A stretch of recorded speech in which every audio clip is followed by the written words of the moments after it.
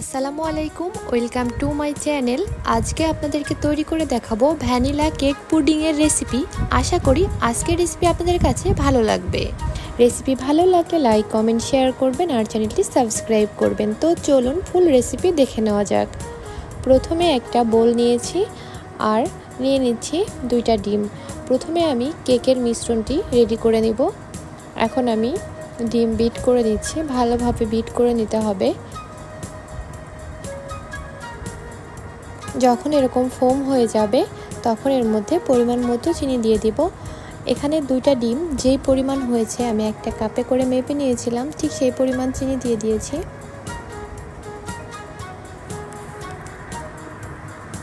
এখন আমি আবারও ভালোভাবে বিট করে নিচ্ছি। দেখতেই পাচ্ছেন ফোম তৈরি হয়ে গেছে।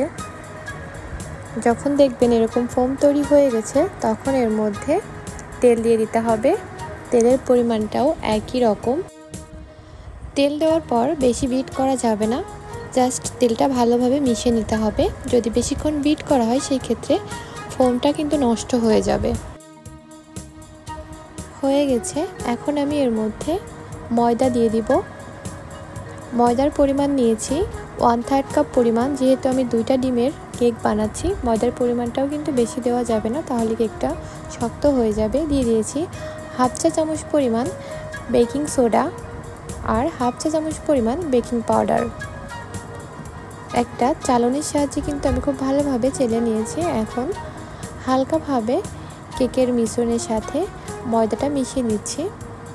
খেয়াল রাখতে হবে কেকের ফোম যেন নষ্ট না হয়ে যায়।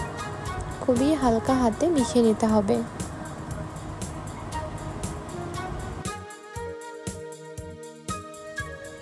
এখন আমি পুডিংয়ের মিশ্রণ বানিয়ে নিব। তার জন্য নিয়েছি 3টা ডিম। আপনারা যদি পরিমাণে বেশি বানাতে চান সেই ক্ষেত্রে ডিমের পরিমাণটা বাড়িয়ে নেবেন। এখন একটা কাঁটা চামচ দিয়ে ডিমটা ফেটিয়ে নিচ্ছি। খুব বেশি ফেটানোর দরকার নেই পুডিংয়ের জন্য। এখন দিয়ে দিব তরল দুধ। আর এই দুধটা কিন্তু আমি আগে থেকে জাল করে ঘন করে নিয়েছি, দেখেই বুঝতে পারছেন দুধটা কিন্তু অনেকটাই ঘন। আর এর মধ্যে আমি পরিমাণ মতো চিনিও মিশিয়ে রেখেছিলাম।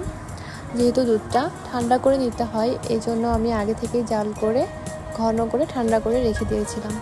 এখানে আমি 1/2 কাপ আরও 1/2 কাপের অর্ধেক পরিমাণ তরল দুধ দিয়ে দিয়েছি। তার জন্য আমি 3টা ডিম নিয়েছি, কারণ 1/2 কাপের জন্য 2টা ডিম দিলে একদম পারফেক্ট হয়। দুধটা দেওয়ার পর এখন আমি খুব ভালোভাবে মিশিয়ে নিচ্ছি।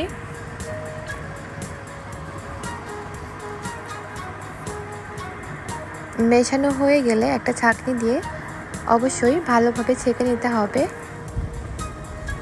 দিয়ে দিয়েছি সামান্য পরিমাণ ভ্যানিলা এসেন্স। আপনাদের কাছে যেই ফ্লেভার ভালো লাগে সেটাই দিতে পারেন। এখানে আমি ক্যারামেল বানিয়ে রেখেছিলাম, দেখতেই পাচ্ছেন। এখন এর মধ্যে আমি পুডিংয়ের মিশ্রণ দিয়ে দিয়েছি প্রথমে,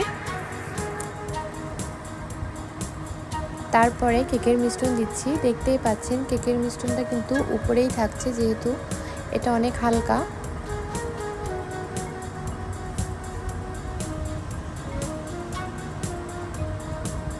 এখন আমি চুলায় চলে যাচ্ছি, যেহেতু আজকে আমি চুলায় বানাবো, ওভেনে বানাবো না।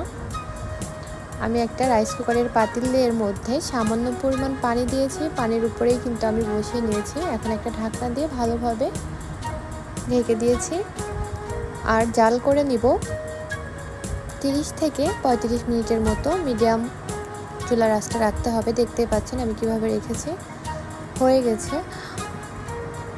যখন দেখবেন হয়ে যাবে তারপরেও 10 মিনিট চুলার মধ্যে রেখে দিতে হবে। আমি তো 10 মিনিট পরেই দেখছি একদম পারফেক্টভাবে হয়ে গেছে। এখন আমি মোল্ড আউট করে আপনাদেরকে দেখাবো। আর মোল্ড আউট করার আগে অবশ্যই নর্মাল ফ্রিজে 15 থেকে 20 মিনিটের জন্য রেখে দিবেন, তারপরে মোল্ড আউট করবেন। আমি একটা ছুরি দিয়ে সাইড থেকে একটু ছাড়িয়ে নিয়েছি। এখন আমি একটা প্লেটের মধ্যে মোল্ড আউট করে আপনাদেরকে দেখিয়ে দিচ্ছি ভিতরটা কেমন হয়েছে।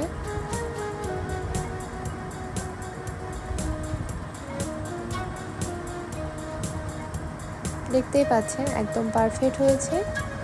আমি কেটে দেখিয়ে দিচ্ছি লেয়ারটা কেমন হয়েছে।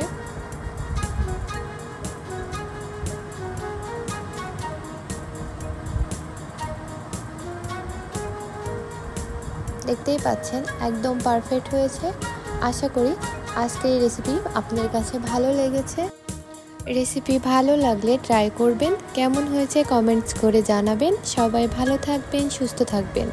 নতুন রেসিপি নিয়ে দেখা হবে। আল্লাহ হাফেজ।